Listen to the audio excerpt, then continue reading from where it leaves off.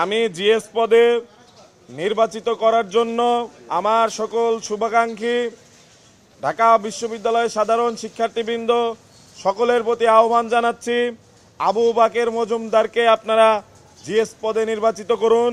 আবু বাকের মজুমদারের বিজয়ী মাহিন সরকারের বিজয় বলে সূচিত হবে ইনশাআল্লাহ।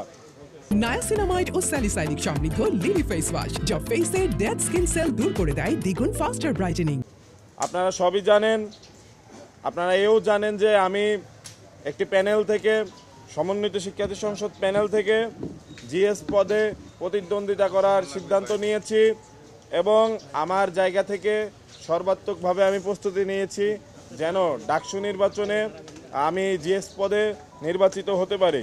কিন্তু আমার কাছে সবসময় মনে হয়েছে ঢাকা বিশ্ববিদ্যালয় ক্যাম্পাসে শুধু নয়, সব জায়গায় গণ অভ্যুত্থানের শক্তিসমূহের মধ্যে ঐক্য প্রয়োজন।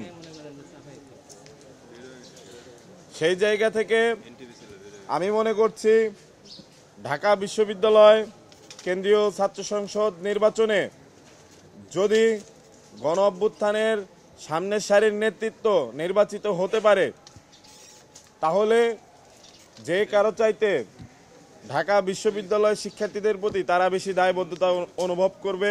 কেননা যাদের ইতোপূর্বে ঢাকা বিশ্ববিদ্যালয় শিক্ষার্থীদের স্বার্থে লড়াই সংগ্রাম রয়েছে, তারাই ঢাকা বিশ্ববিদ্যালয়ের শিক্ষার্থীদের পরিশ্রমের মর্ম বুঝবে এবং তাদের জন্য অধিকতর কাজ করবে।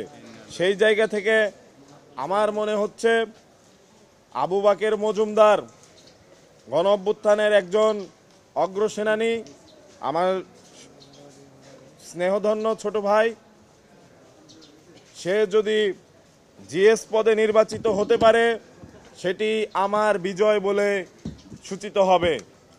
আমি আমার সমর্থন আবু বাকের মজুমদারের প্রতি ব্যক্ত করছি। আমি জিএস পদে নির্বাচিত করার জন্য আমার সকল শুভাকাঙ্ক্ষী ঢাকা বিশ্ববিদ্যালয়ের সাধারণ শিক্ষার্থীবৃন্দ সকলের প্রতি আহ্বান জানাচ্ছি, আবু বাকের মজুমদারকে আপনারা জিএস পদে নির্বাচিত করুন। আবু বাকের মজুমদারের বিজয়ী মাহিন সরকারের বিজয় বলে সূচিত হবে ইনশাআল্লাহ।